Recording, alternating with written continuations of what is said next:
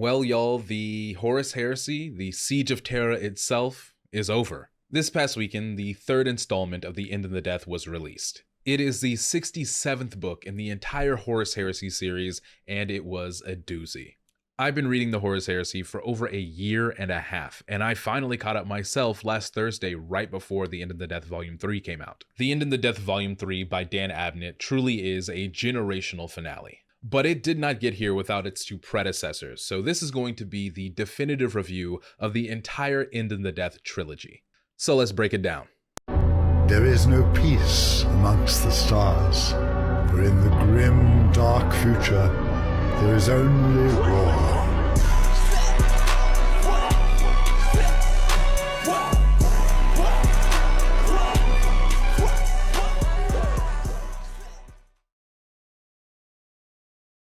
So if you've been living under a rock or are unaware of what the Siege of Terra is, let me explain it. The Horus Heresy itself is split into two major parts.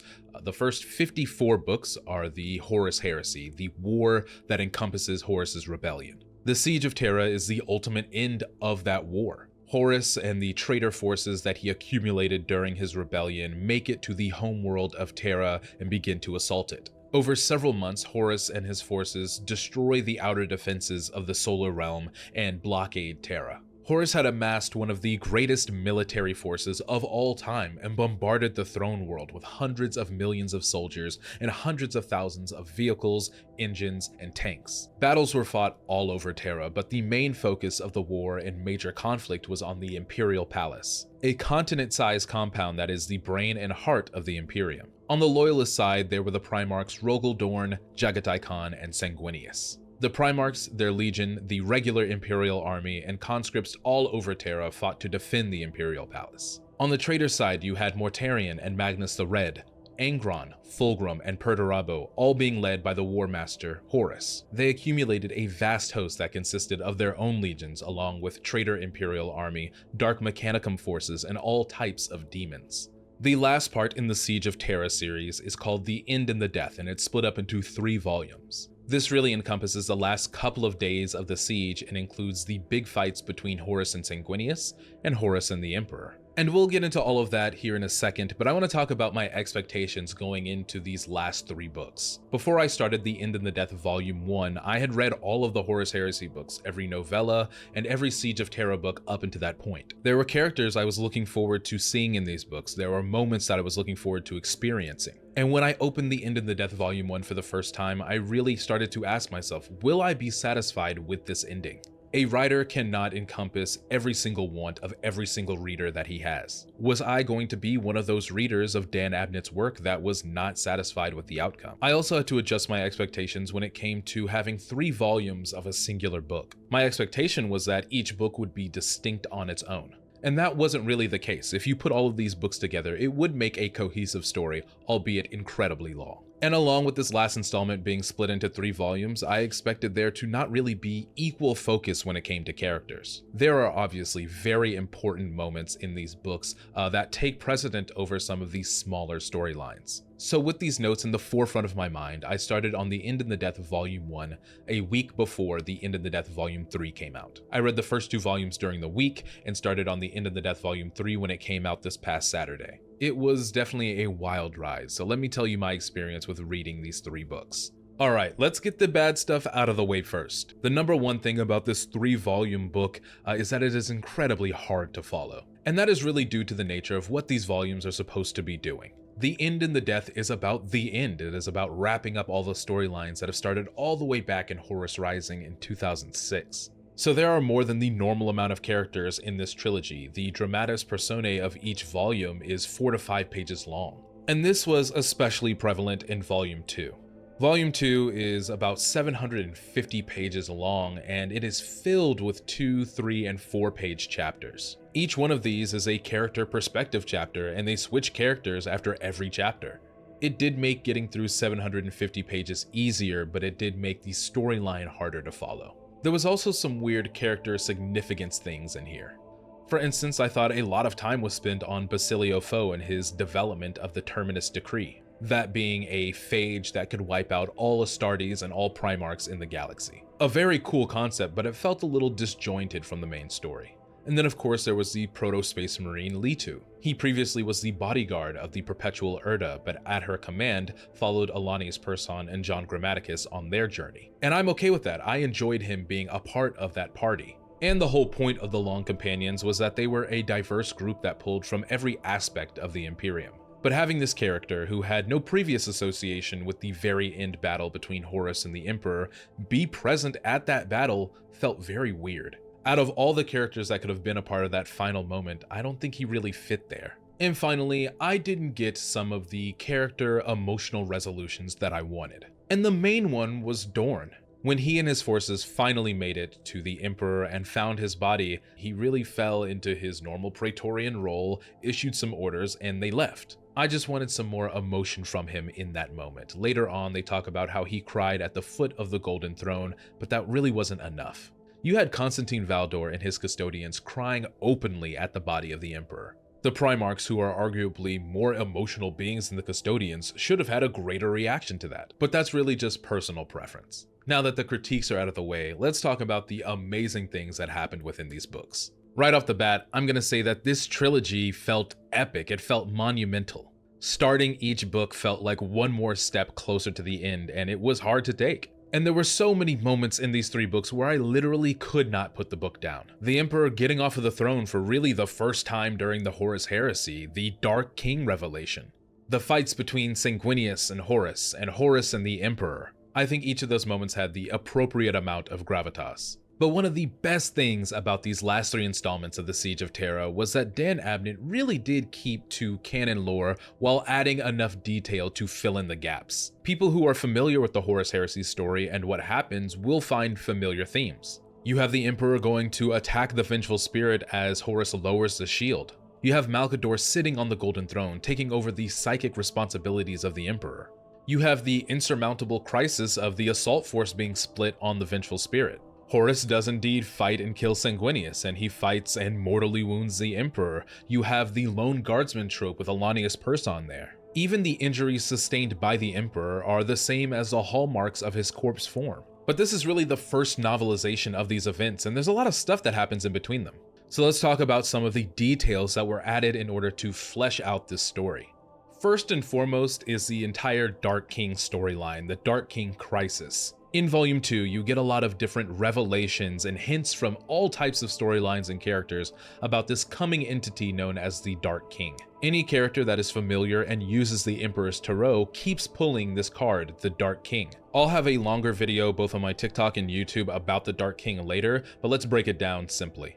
The Dark King is a prophesized 5th Chaos God that would ascend into that pantheon. And because everyone obviously sees Horus as the instrument and vessel of chaos, they assume it's him. But during the assault on the Vengeful Spirit, when the Emperor sees the true extent of Horus's powers, he starts to use warp powers himself. He drinks long and deeply from the well of the warp, and that turns him into a pre-ascendant Dark King form. He eventually does let that power go, but why is it important? First and foremost, I think it solidifies the possibility of the Emperor becoming a god at some point. He was there, he was on the cusp of being a god, and he relinquished that. But it really is a celestial Chekhov's gun, and I'm very interested to see how it plays in the second act of the Emperor's story. I think the Dark King arc also lent a lot of nuance to the Emperor's character, especially because in Volume 3, you don't get a lot of his own perspective. The Emperor as a character has always been more important in the aspects that he presents to other people, their perceptions of him. This is why he has many masks that he wears for a lot of different reasons and for a lot of different people. So I think this was a much needed layer for his character in order for him not to seem flat or unimportant even when you get to Volume 3. The second detail that I absolutely loved being added was the fact that Garviel Loken and Alanius Persson were both present during the end battle. When the Emperor relinquished the Dark King power, he also cast out that compassion that he had for his sons, his emotional core. And he needed to do that in order to confront Horus. But Horus is the opposite. He's an incredibly emotional person, even more so as a vessel of chaos. And so the Emperor brings Garviel Loken along with him to confront Horus and kind of manipulates Horus using his favorite son. Alanius Persson is also there, and his major role as far as an emotional vessel for a character was his convincing of the Emperor to let go of the Dark King powers. Alanius's role when he was the War Master for the Emperor back in ancient times was to be his conscience, and that is repeated here. Having these two characters who are not really human themselves, but embody humanity exceptionally at the last battle in order to anchor these two gods was an amazing piece of writing. Vessels of humanity really do come in a lot of different forms. The third and probably most entertaining detail about this trilogy was the fight between Horus and the Emperor. We all know the story. The Emperor confronts Horus, they fight, the Emperor is mortally wounded, but he is able to destroy Horus in the end. Dan Abnett extended that summary into a 100-page affair. These are, without a doubt, the two most powerful beings in the entire galaxy outside of the warp. Their power transcends a sword fight. And that is demonstrated here. They fight on every single plane of existence that you can fight on. A martial battle that even the custodian present could not follow. A mental battle of wits and emotional manipulation that left me speechless. An exhibition of each character's mastery of the warp, transporting each other through time and space to try and gain an advantage. A warp-infused Yu-Gi-Oh battle between Horus and the Emperor as they use tarot decks to try and gain the upper hand on the other in the Empyrean. They fight on every plane and on every level, and it is breathtaking. And the last big detail that I want to point out is Dan Abnett's use of second-person perspective during the Horus character chapters. It was such a unique and refreshing way of delving into the madness and power of Horus Lupercal. I'm not sure how you portray such a diseased mind in any other way. Now, even though this story is very familiar to Warhammer fans, there still were some surprises and some changes. A major surprise for me was how much the warp changed the setting. By the time you get to the end in the death, the solar realm itself is sinking into the warp. And that not only stopped time, putting everybody in a perpetual state of now, but it also warped space. Everything was mingled and mixed. The Imperial Palace was basically inside of the Vengeful Spirit. A door might open into a closet, and that same door 5 minutes later might open into a time in the past. And so the vast majority of characters had to fight the setting along with their own enemies. Now, it was that much harder to keep track of everything because of just the nature of the setting, but I think it was worth it and it paid off. And another big surprise for me was the fact that Erebus had this full circle moment. In the end, Garviel Loken stays on the Vengeful Spirit while everyone else bears the Emperor's body back to Terra. He has a confrontation with Abaddon there, saying that he stayed because his father shouldn't have been alone in death, even with everything that he had done. It was a very heartfelt moment between two former Mournival brothers, and it was ruined by Erebus. Garviel Loken is killed by Erebus. And as if that wasn't bad enough, Erebus explains that the reason he did that was in order to create Samus, the original demon that the Luna Wolves encountered on 6319. Especially volatile or violent or important acts in the material realm can have a reflection in the warp and can even create a demon. Erebus's murder of Garviel Loken is what created Samus, and because demons exist outside of the realm of time, it created this kind of temporal loop of causality. A very interesting end for Garviel Loken, who is a beloved character, and I'm still not sure how I feel about it yet. The End in the Death Volume 3 did not fumble its legacy at all. In fact, I think the last 3 books really cemented the Horus Heresy as a whole as one of the greatest sci-fi sagas of all time. Not only that, but I think it also shows that Games Workshop has the ability to put in massive amounts of effort into the projects that it wants.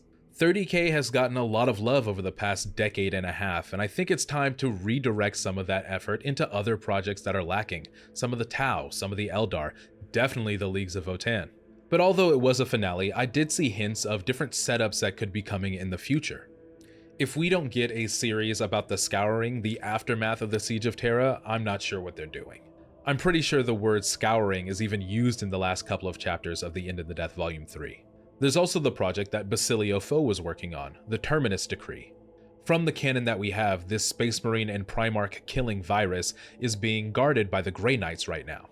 So it definitely could make for some interesting conflict later on. And then there's the more nebulous concept of the Star Child. There is a piece of the Emperor, his compassion and emotional core, somewhere out there in the universe. And with several more recent books mentioning characters that have had dreams about a golden child, maybe this is a connection that they can make. We'll just have to keep theorizing and speculating and waiting to see. Overall, this was a superlative trilogy, and I'm truly glad they decided to split it into 3 books rather than cut details. For now, the Horus Heresy and the Siege of Terra are over, and I'm gonna miss it. If you made it to the end of this video, I appreciate you. I know I've been inconsistent with my YouTube uploads, but I plan on changing that in the very near future. I've made some promises and videos that I have not kept, and I do still intend to do those videos. Life has just gotten in the way. As always, thank you again for watching. Make sure you leave a like and a comment, hit that subscribe button, and I'll see you all in the next one.